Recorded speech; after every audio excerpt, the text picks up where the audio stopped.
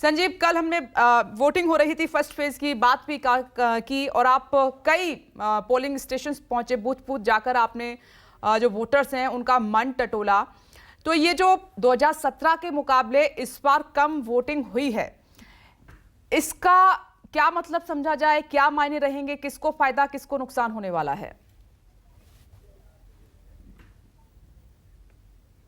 देखिए, पहले चरण का मतदान खत्म हो गया गुजरात में, दूसरे चरण के मतदान का इंतजार हो रहा है, 2 दिन बाद वो भी होगा। और गुजरात में जो टोटल 182 सीटें हैं उसमें से 89 सीटों पर पोलिंग हो गई। ये जो इलाका है ये 19 जिलों में बटा हुआ था।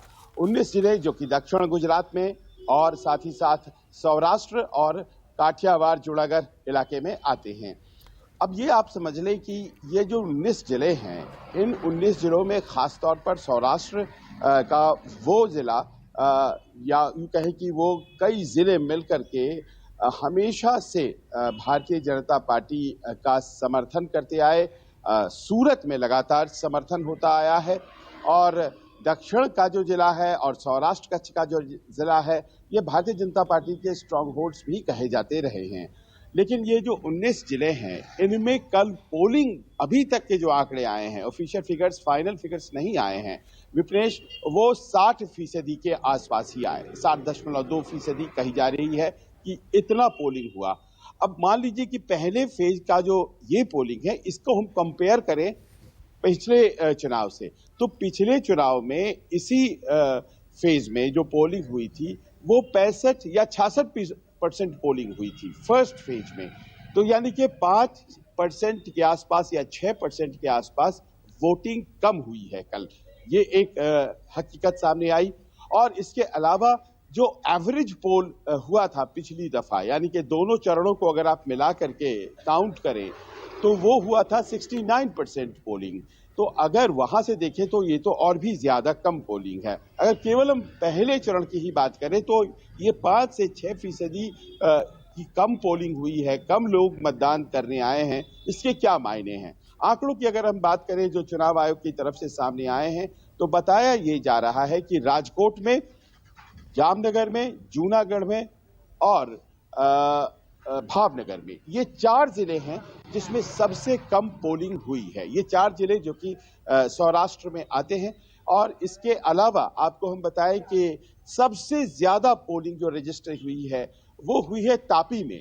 तापी में 72% पोलिंग हुई है रजिस्टर, मात्र 2 सीट है वहां पर। और दूसरी जो पोलिंग रजिस्टर हुई है वो 68% नर्मदा जिले में हुई है। तो यहाँ कम सीटें, जो ज्यादा सीटों वाले इलाके हैं खासतौर पर राजकोट में और भावनगर में और जूनागढ़ में, ये आखिर कम क्यों हुआ है, ये किसके वोट कमे हैं, ये अपने आप में बड़ा सवाल है। अब इसको आप इस तरफ लेके आइए कि यहाँ पर क्या कोई विरोध था, कोई ऐसी बात थी, कोई लहर थी।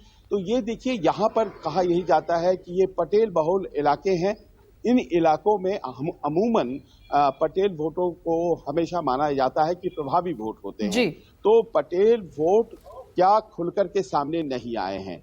क्या वोटर्स बाहर नहीं निकले हैं? क्या ऐसा, क्योंकि एक बार ये कहा जा रहा था बरोड में जब बोटाड में सभा हुई थी तो उसमें प्रधानमंत्री की सभा में थोड़े से कम भीड़ आई, तो उसके बाद भारतीय जनता पार्टी ने लगातार ये बात कही कि भाई आपको बाहर आना है, आप समर्थक हैं, लेकिन बाहर आकर के अपनी मौजूदगी से आप एहसास कराइए कि आप समर्थन लगातार जारी रखे हुए हैं। और उसके बाद की सभाओं में भारतीय जनता पार्टी के कार्यकर्ता लोगों को लेकर के आते सभाओं में दिखाई पड़े। मैं इस वक्त बड़ोदरा में हूं, आज भी यहाँ पर अमित शाह की प्रोग्राम लगी है और बताया जा रहा है कि वो रोड शो करेंगे। कल प्रधानमंत्री ने खुद किया, लोग बाहर आए, लेकिन ऐसा लगता है लोग कम आए हैं। और ऐसे में समझना होगा कि आखिर कौन वो लोग हैं जो कि प्रभावित होने जा रहे हैं, किनके वोट कम निकले हैं, और क्या इस बार कुछ ऐसा भी हुआ है कि कांग्रेस के वोट घटे हैं लेकिन वो सीधे सीधे आम आदमी पार्टी को नहीं मिले हैं। जी ओके संजीव, हम यही समझने की कोशिश कर रहे हैं कि आखिर ये जो कम वोट पड़े हैं, किस पार्टी का ट्रेडिशनल वोटर घर से बाहर नहीं निकला है।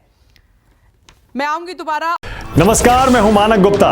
अगर आपको हमारा ये वीडियो पसंद आया हो तो इसे लाइक और शेयर जरूर करें, और हां, हमें सब्सक्राइब और फॉलो करना ना भूलें। ताकि आप देश और दुनिया की कोई खबर मिस ना करें। तो जुड़े रहिए हमारे साथ और देखते रहिए News 24।